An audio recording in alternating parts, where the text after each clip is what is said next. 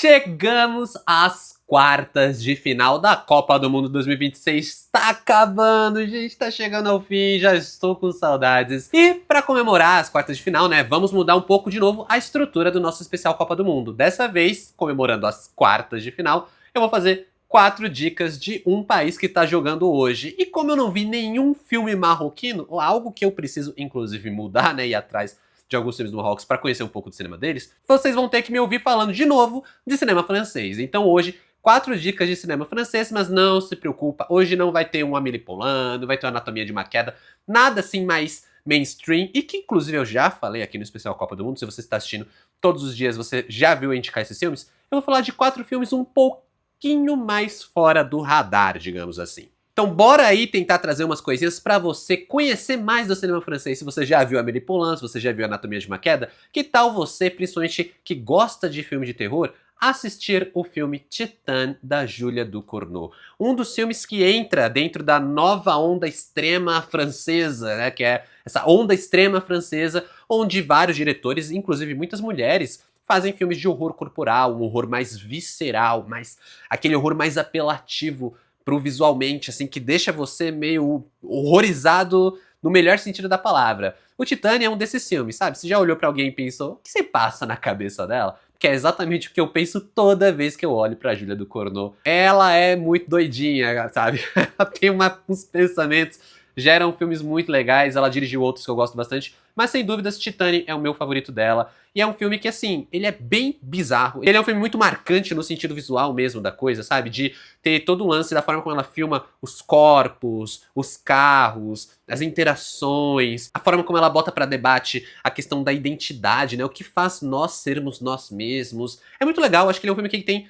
várias camadas, né? Ele atua em várias camadas, mas definitivamente é um filme que eu recomendo principalmente pros fãs de cinema de terror, tá? Porque não é um filme que vá funcionar pra todo mundo. Eu acho que é um filme que, se você é um pouco mais sensível, talvez você não goste tanto. E eu tô até evitando, você deve ter notado que eu tô evitando dar uma sinopse aqui, porque é difícil falar de Titane sem estragar muito da experiência, sabe? Esse é o tipo de filme que vale você ir sem saber nada pra poder experienciar o que a Julia Ducournau está propondo. Mas só pra não ficar sem sinopse nenhuma, o que dá pra dizer aqui é que nós temos uma mulher que tem fetiches em carros, eu vou só deixar essa aqui, desse jeito aqui, e que ela precisa fugir da polícia, e pra isso ela assume a identidade de um rapaz desaparecido, e ela vai ter que lidar com o pai desse rapaz desaparecido, que é um bombeiro que passou a vida em luto desde o desaparecimento do filho dele. Isso aqui é só um fiapo de sinopse que eu tô te deixando aqui pra deixar você mais instigado com o Titane, caso tudo que eu falei antes ainda não tenha te deixado instigado. E se eu já comecei com uma pedrada daquelas bem dadas, agora eu vou fazer uma dica um pouquinho mais leve, mas também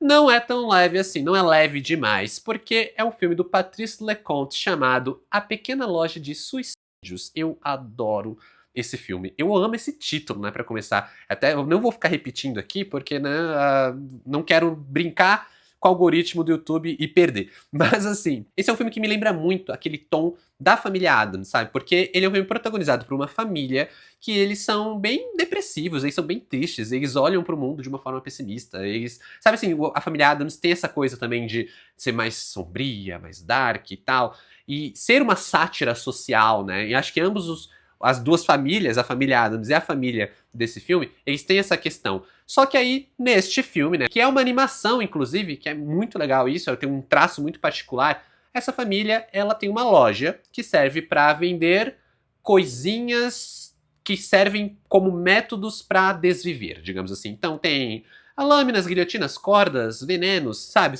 Várias coisinhas assim. Então você que quer... Eu acho que é um filme que fala muito sobre a depressão no geral. Então ele tem esse questionamento. Acontece que a vida da família que toca essa loja muda quando nasce o novo bebê, que é o Alan, que ele, diferente dos demais, ele vem feliz.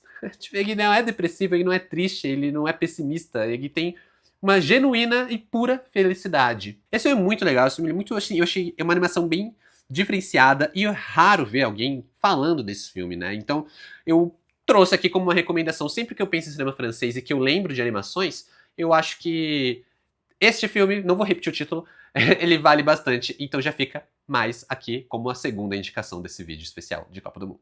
Já com um olhar um pouco mais voltado para o cinema clássico, é muito difícil falar de cinema francês sem falar de Nouvelle Vague. E é impossível falar de Nouvelle Vague sem falar dela mesma, Agnès Varda, uma diretora incrível, icônica por si só, e que recentemente eu pude assistir a um filme dela chamado As Duas Faces da Felicidade, que é um filme que, assim, ele é muito dissonante na experiência que ele propõe, sabe? É muito louco, porque eu tava assistindo esse filme, eu estava achando estranho, sabe? Eu tava tipo, cara, eu não sei, eu nem sabia se eu tava gostando do filme de fato. Mas ao final dele, né, uma cena final ali emblemática, por assim dizer, eu tava bem, assim, apaixonado, assim, eu tava bem, pô, que filme interessante, né, por causa da forma como ele constrói, porque ele é um filme lindo, ele é visualmente muito lindo, ele parece que está construindo uma coisa, ele está te mostrando uma imagem utópica, um sonho de mundo, um sonho de universo, nossa, que vida perfeita, como a felicidade é maravilhosa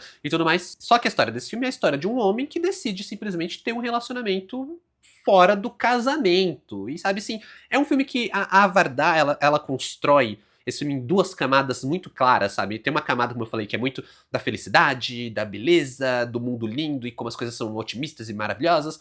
E também da face mais pessimista, mais realista, que tá meio que por baixo disso. A sensação, quando você vai entendendo e vai encaixando essas coisas, é muito dissonante, porque você tá vendo algo claramente incômodo, só que embalado num véu ali de, sabe, é utopia. E, sim, a Varda é maravilhosa, ela é brilhante, e eu acho esse filme, assim, um ótimo jeito de começar a assistir os filmes dela, sabe? Foi um dos primeiros filmes que eu vi dela, assim. Tem outros mais clássicos, mas eu queria muito deixar a dica de As Duas Faces da Felicidade. E pra fechar, já que a gente tá falando de clássico, vou permanecer nos clássicos, porque há uns 2 anos eu assisti a adaptação mais recente de O Conde de Monte Cristo.